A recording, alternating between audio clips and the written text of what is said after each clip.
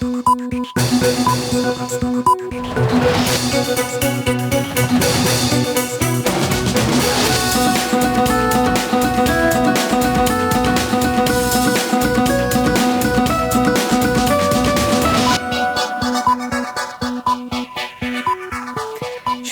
স্বাগত দুপুরের মাছরাঙা সংবাদে। আপনাদের সঙ্গে আছে আমি সুমাইয়া সাজ্জাদ। শুরুতেই গার্ডিয়ান লাইফ ইন্স্যুরেন্স সংবাদ শিরোনাম। ট্যাক্স, কাস্টমস ও ভ্যাট বিভাগে দ্বিতীয় দিনের মতো চলছে কমপ্লিট শাটডাউন কর্মসূচি। শুল্ক কর আদায়ে স্থবিরতা, বিকেলে সরকারের সঙ্গে বৈঠক। জুলাই গণ অভ্যুত্থানের বর্ষপূর্তিতে সারা দেশে মাসব্যাপী পদযাত্রা কর্মসূচি ঘোষণা এনসিপির। ৫ আগস্ট পালন করা হবে ছাত্র জনতার মুক্তি দিবস। বিভিন্ন দলের সাথে ফের বৈঠকে জাতীয় ঐকমত্য কমিশন। আলোচনায় আশা অনুযায়ী অগ্রগতি হয়নি বলছে কমিশন। জুলাইয়ের সনদ ঘোষণা নিয়ে সংশয়। শুনছিলেন শিরোনাম, এবার বিস্তারিত। জাতীয় রাজস্ব বোর্ড এনবিআর এর চলমান অচল অবস্থা নিরসনে এনবিআর ঐক্য পরিষদের সাথে বৈঠকে বসতে যাচ্ছেন অর্থ উপদেষ্টা। অর্থ মন্ত্রণালয়ে বিকেল ৪টায় এ বৈঠক অনুষ্ঠিত হবার কথা। দুপুরে সংবাদ সম্মেলন করে বিষয়টি নিশ্চিত করেছেন এনবিআর সংস্কার ঐক্য পরিষদের সহসভাপতি। অর্থ মন্ত্রণালয়ে বিকেল ৪টায় এ বৈঠক অনুষ্ঠিত হবার কথা।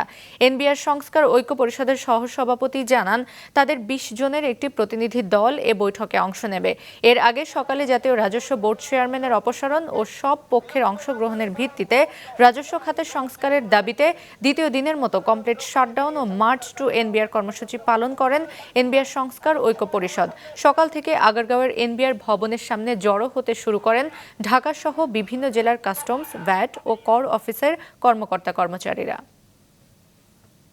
আশা করছি বিকাল ৪টায় সচিবালয়ে মাননীয় অর্থ উপদেষ্টা দপ্তরে আমরা বসবো এবং সেখানে যে আলোচনা হবে আমাদের দাবি দেওয়া উপস্থাপন করব এবং মাননীয় অর্থ উপদেষ্টা মহোদয়ের সাথে তার সাথে আলোচনা শেষে আমরা আবার এনবিআর প্রাঙ্গণে ফিরে আসব। রাজধানীর আগারগাঁওয়ের রাজস্ব ভবন থেকে শাটডাউন কর্মসূচি সম্পর্কে সরাসরি জানাচ্ছেন স্টাফ রিপোর্টার রায়হান শোভন। শোভন, অর্থ উপদেষ্টার সাথে বিকেলের বৈঠকে কোনো সমঝোতার আভাস পাচ্ছেন কি?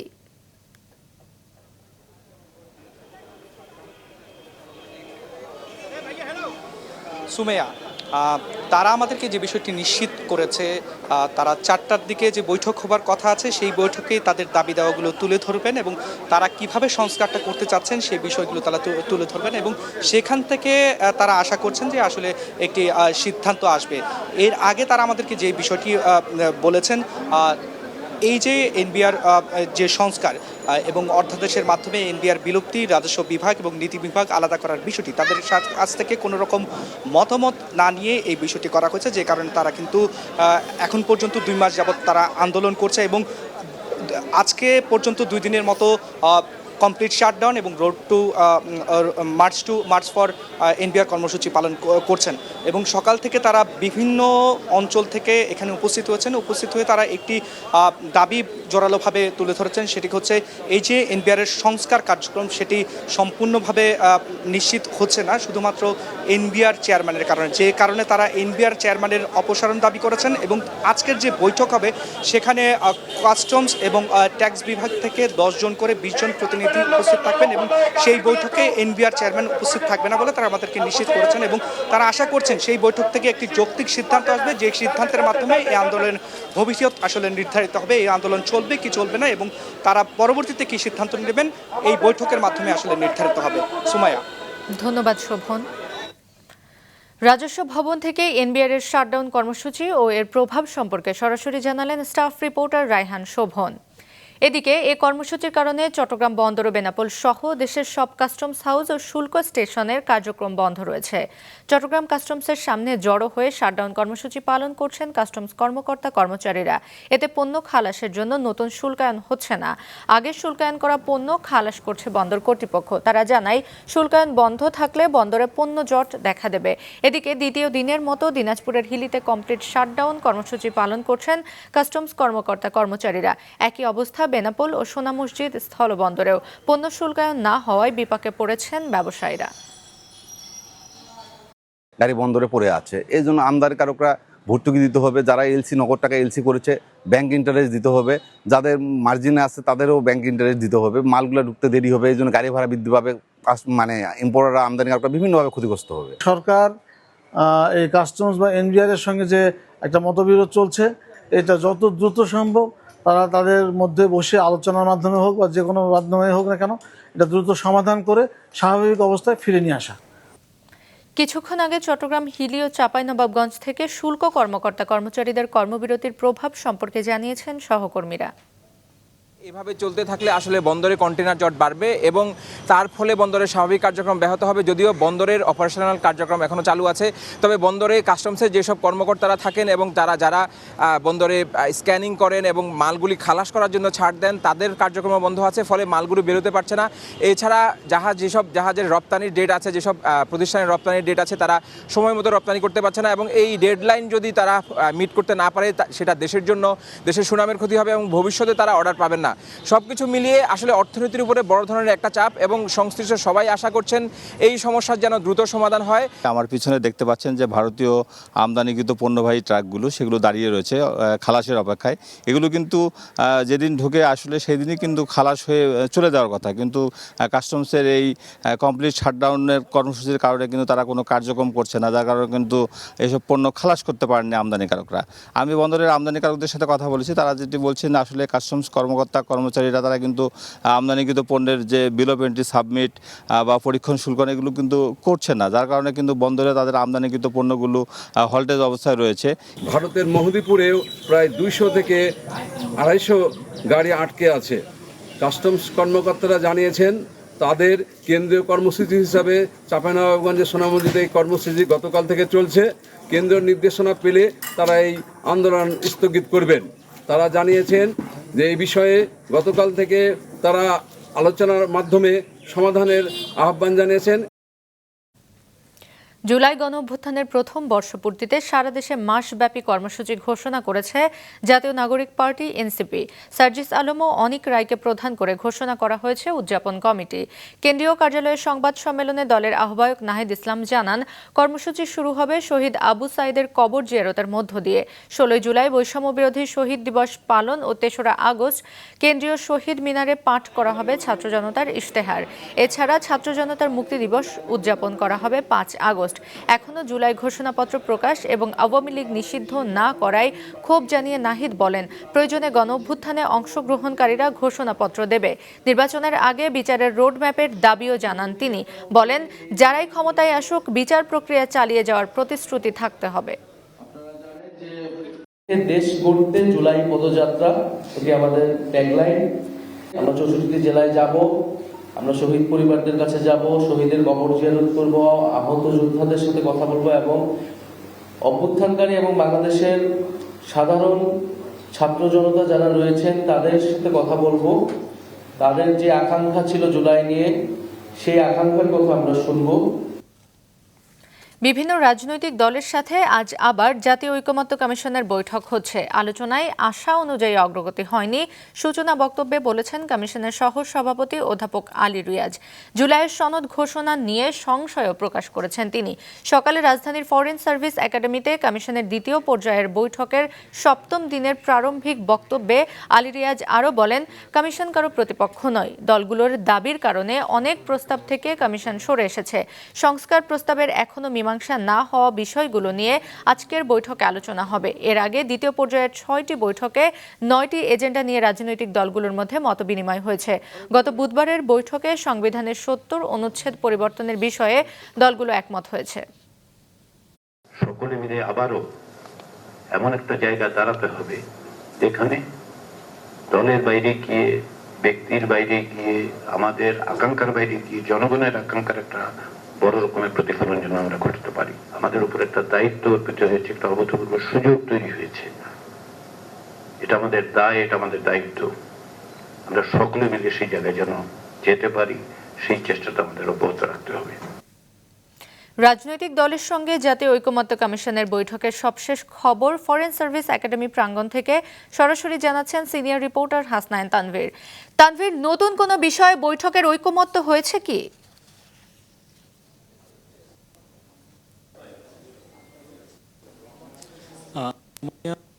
জাতীয় কমিটি মধ্যাহ্ন বিরতি চলছে এবং রাজনৈতিক দলগুলো তারা বেরিয়ে এসেছেন এবং গণমাধ্যমের সাথে তারা ভিতরে যে আলোচনার বিষয়বস্তু নিয়ে তারা কথা বলছেন।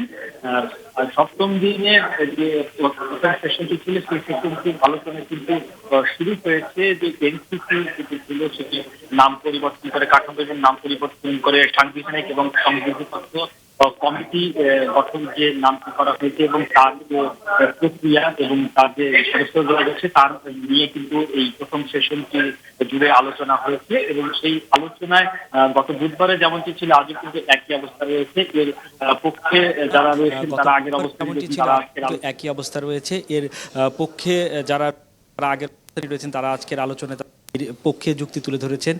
বিএনপি, এনডিএম সহ আরও 4 থেকে 5টি দল এর বিপক্ষে অবস্থান এবং তারা তাদের আজকে যুক্তি তুলে ধরেছেন। বিএনপির পক্ষ থেকে স্থায়ী কমিটির সদস্য সালাউদ্দিন আহমেদ আজকের এই আলোচনার নেতৃত্ব দিচ্ছেন। তিনি যেটি গতদিনে বলেছেন আজও একই কথা বলেছেন যে নির্বাহী বিভাগকে দুর্বল করে রাষ্ট্র সম্ভব পক্ষে মেয়াদ 10 বছর সহ বেশ কয়েকটি বিষয়ে ছাড় দিয়ে তারা আলোচনা করছেন, তবে দিন শেষে কোনো কিছুতেই একমত হওয়া যাচ্ছে না এবং তিনি কিছুটা হতাশা প্রকাশ করে বলেছেন যে এর সমাধান কোথায়, এই বিষয়টি যেন কমিশন দেখে। এবং কমিশনের পক্ষ থেকে কিন্তু আজকে আবারও যেটি বলা হয়েছে যে তারা যেটি বলেছে যে নতুন যে প্রস্তাবটি দিয়েছেন সাংবিধানিক এবং সংবিধিবদ্ধ প্রতিষ্ঠানের নিয়োগ কমিটি, সেই বিষয়টি নিয়ে দলীয় ফোরামে যেন রাজনৈতিক দলগুলো আবার আলোচনা করে, যারা এর বিরোধিতা করছে তারা যেন দলীয় ফোরামে বিষয়টি নিয়ে আলোচনা করেন এবং আলোচনার পরে তারা যেন আবার একটি প্রস্তাব নিয়ে আসেন এবং কমিশন সেটি নিয়ে পরবর্তীতে আবার আলোচনা করবে এবং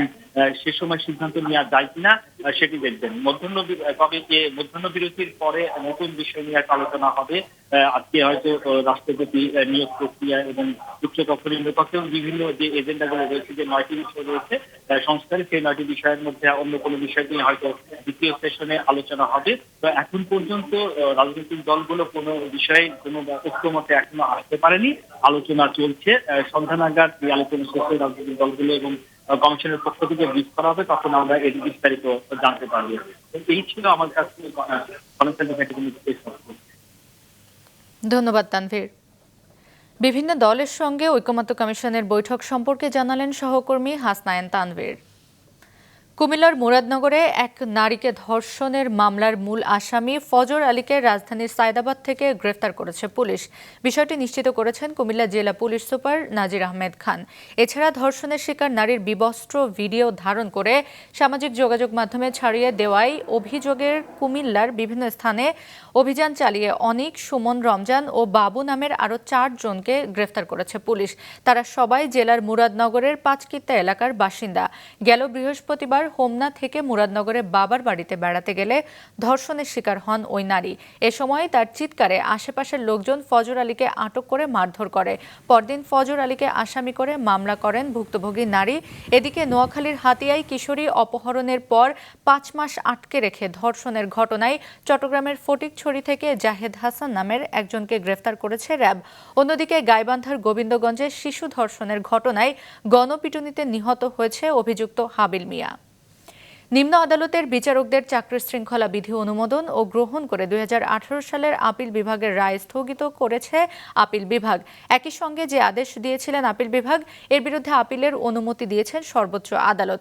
সকালে প্রধান বিচারপতি ডক্টর সৈয়দ রেফাত আহমেদের নেতৃত্বাধীন 6 বিচারপতির আপিল বেঞ্চ এ আদেশ দেন। বেঞ্চের অন্য 5 জন হলেন বিচারপতি মোহাম্মদ আশফাকুল ইসলাম, বিচারপতি জুবাইর রহমান চৌধুরী, বিচারপতি মোহাম্মদ রেজাউল হক, বিচারপতি SM এমদাদুল হক ও বিচারপতি ফারা মাহবুব। এ আদেশের ফলে সংবিধানের 116 অনুচ্ছেদ নিয়ে হাইকোর্টে যে রিট শুনানি চলছে তা নিষ্পত্তি করতে আর কোনো বাধা থাকল না। নিরাপদ খাদ্যের নিশ্চয়তা দিতে কৃষি সম্প্রসারণ অধিদপ্তরের অংশীদার প্রকল্পের আওতায় উত্তম কৃষি চর্চা গ্যাপ কর্মসূচির আওতায় স্বাস্থ্যসম্মত ফল ও সবজি চাষ যুগে প্রবেশ করল চট্টগ্রাম। রবিউল টিপুর ক্যামেরায় নাজমুল সাদেকের রিপোর্ট। সারি সারি পেঁপে গাছ, বাগান পরিচর্যায় কৃষক মেনে চলছেন স্বাস্থ্যবিধি। গ্লাভস পরে চিচিঙ্গা তুলছেন, জমির চারপাশে সুরক্ষা দিচ্ছে নেট। মোট কথা চাষাবাদে এসেছে আমূল পরিবর্তন। মূলত নতুন চাষাবাদ পদ্ধতি, গুড এগ্রিকালচারাল প্র্যাকটিসেস গ্যাপ বা উত্তম কৃষি চর্চা চাষ পদ্ধতি অনুসরণ করে হচ্ছে ফল ও সবজির আবাদ। জমি প্রস্তুত থেকে বীজ বপন, ফসল উৎপাদন এমনকি বাজারজাতকরণ পর্যন্ত প্রতিটি ধাপে মেনে চলতে হয় 246টি নিয়ম। এতে মিলে স্বাস্থ্যসম্মত নিরাপদ সবজি ও ফল। চট্টগ্রামের সাতকানিয়া, হাটহাজারী ও সীতাকুণ্ডে এই পদ্ধতিতে পরীক্ষামূলকভাবে আম, পেয়ারা, বরবটি, লাউ ফলাচ্ছেন নির্বাচিত কৃষকরা। গ্যাপ অনুযায়ী ক্ষেত করলে আমাদের লাভবান হবে, লাভ হবে আমাদের। এগুলা বিদেশে আমরা রপ্তানি করতে পারবো, বিষ মুক্ত থাকবে। মাটি পরীক্ষা করছে, পানি পরীক্ষা করছে, আবার এখানে ওই মাছ এবং এই বিভিন্ন ধরনের নেট পলিথিন দিয়ে ঢাকা ছেড়ে রাখে মানে আর মার্সিন ওরা সবগুলো সহযোগিতা করছে। কৃষি বিভাগ জানায় কৃষকদের প্রশিক্ষণ সহ নিরাপদ খাদ্য উৎপাদনে গ্যাপ বা উত্তম কৃষি চর্চা চাষ পদ্ধতির প্রতিটি ধাপ নিশ্চিত করা হচ্ছে। উত্তম কৃষি চর্চা অনুসরণ করে আমরা যে ফসলটা ফলাবো সেটা নিরাপদ খাদ্য হবে, পুষ্টিমান সম্পন্ন হবে, সেখানে কোনো বিষক্রিয়া থাকবে না, কৃষকের স্বাস্থ্য সুরক্ষিত হবে। প্রত্যেকটি কাজের রেকর্ডস বা ডকুমেন্টস আমাদের এখানে রাখা হচ্ছে এবং সেই সাথে আমরা ইতিমধ্যে 2টি প্রদর্শনীর আমাদের এই ডকুমেন্টস সহ আমরা গ্যাপ ইউনিটের কাছে গ্যাপ সার্টিফিকেশনের জন্য আবেদন করেছি। উত্তম কৃষি চর্চা বা গ্যাপ পদ্ধতির চাষে কৃষকের সংরক্ষিত তথ্য যাচাই ও পরীক্ষার মাধ্যমে উৎপাদিত ফল ও সবজি মানবদেহের জন্য নিরাপদ বিবেচনায় মিলবে বাংলাদেশ গ্যাপ সার্টিফিকেট। এতে ভোক্তা যেমন সহজে নিরাপদ ফসল শনাক্ত করতে পারবেন, তেমনি এর মাধ্যমে বিশ্ববাজারে ফল ও সবজির রপ্তানি বাড়বে বলছেন কৃষি কর্মকর্তারা। কৃষক পর্যায়ে নিরাপদ সবজি এবং ফল উৎপাদন করে আমাদের দেশের যে আমাদের সবজির যে চাহিদা সে এবং নিরাপদ সবজি সেটা আমরা এখানে মেকআপ করতে আমরা সক্ষম হব। সাথে যে অতিরিক্ত এই যে আমাদের যে বিদেশে যে দেশের যে ক্রাইটেরিয়া সেই ক্রাইটেরিয়ার উপর ভিত্তি করে আমরা উৎপাদিত আমরা ফল কিংবা সবজি বিদেশে রপ্তানি করে আমরা বৈদেশিক মুদ্রা অর্জন করতে সক্ষম হব। নিরাপদ খাদ্য নিশ্চিতের এই প্রকল্প শুরু হয় 2023 সালে। এর আওতায় 2028 সাল পর্যন্ত সহায়তা পাবেন কৃষকরা। নাজমুল সাদিকি, মাছরাঙ্গা সংবাদ, চট্টগ্রাম। অবৈধ অনুপ্রবেশের দায়ে আটকের পর আল আমিন হোসেন ও সুমন হোসেন নামের 2 বাংলাদেশি নাগরিককে ফেরত দিয়েছে বিএসএফ। গতরাতে হিলি সীমান্তের 285 নম্বর মেইন পিলার সংলগ্ন রেল স্টেশনের পাশে বিজিবি ও বিএসএফের কোম্পানি কমান্ডার পর্যায়ে পতাকা বৈঠক শেষে তাদের ফেরত দেওয়া হয়। আল আমিন সাভার এবং সুমন হোসেন দিনাজপুরের বাসিন্দা। অবৈধ অনুপ্রবেশের দায়ে মামলা দায়ের করে তাদের থানায় সোপর্দ করে বিজিবি। আল আমিন 1.5 বছর আগে যশোরের বেনাপোল সীমান্ত দিয়ে এবং সুমন 3 দিন আগে দিনাজপুরের বিরল সীমান্ত দিয়ে ভারতে অনুপ্রবেশ করে।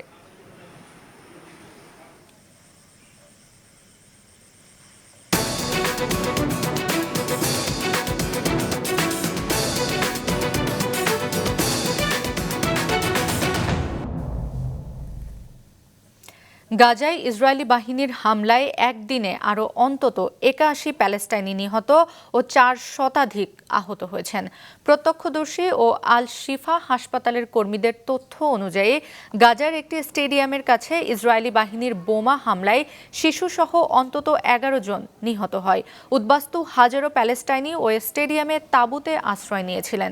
এদিকে চলমান ইসরায়েলি অবরোধ ও হামলার মধ্যে অন্তত 66 জন শিশু অপুষ্টিতে মারা গেছে বলে জানিয়েছে গাজার স্বাস্থ্য বিভাগ। তারা বলছে দুধ, পুষ্টিকর খাদ্য এবং অন্যান্য মানবিক সহায়তা ঢুকতে না দেওয়াই এই সংকটের প্রধান কারণ। যুক্তরাষ্ট্র ও ইসরায়েলের হামলায় একাধিক পারমাণবিক স্থাপনা ক্ষতিগ্রস্ত হওয়ার পরও কয়েক মাসের মধ্যে সমৃদ্ধ ইউরেনিয়াম উৎপাদন শুরু করতে পারবে ইরান, এমন মন্তব্য করেছেন আন্তর্জাতিক পরমাণু শক্তি সংস্থা IAEA এর প্রধান রাফায়েল গ্রোসি। শনিবার CBS নিউজের এক প্রতিবেদনে বলা হয়, গত 13 জুন ইরানের পারমাণবিক ও সামরিক স্থাপনায় হামলা চালায় ইসরায়েল। 12 দিনের এই সংঘাতে পরে ইসরায়েলের সঙ্গে যোগ দিয়ে ইরানের 3টি গুরুত্বপূর্ণ পারমাণবিক স্থাপনায় হামলা চালায় যুক্তরাষ্ট্র। স্থাপনাগুলোর ক্ষয়ক্ষতির মাত্রা গুরুতর বলে জানিয়েছেন ইরানের পররাষ্ট্রমন্ত্রী আব্বাস আগারচি। এ সম্পর্কে বিস্তারিত কিছু জানা না গেলেও গ্রোসি বলেছেন, এখনও কিছু পারমাণবিক স্থাপনা টিকে আছে। তবে গ্রোসিকে আর ইরানে ঢুকতে দেওয়া হবে না বলে জানিয়েছেন ইরানের পররাষ্ট্রমন্ত্রী।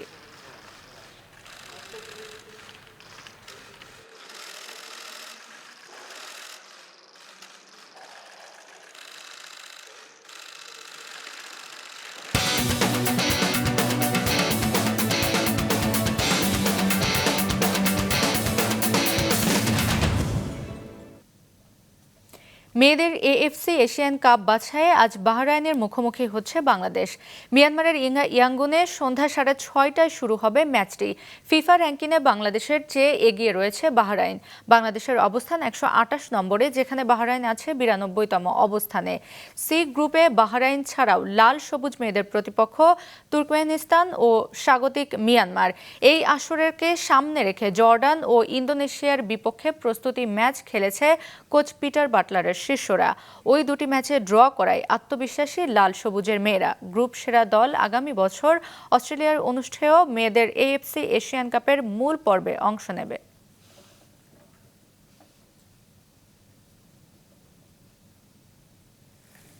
দুপুরের সংবাদ শেষ করছি, যাবার আগে গার্ডিয়ান লাইফ ইন্স্যুরেন্স সংবাদ শিরোনামগুলো আরও একবার।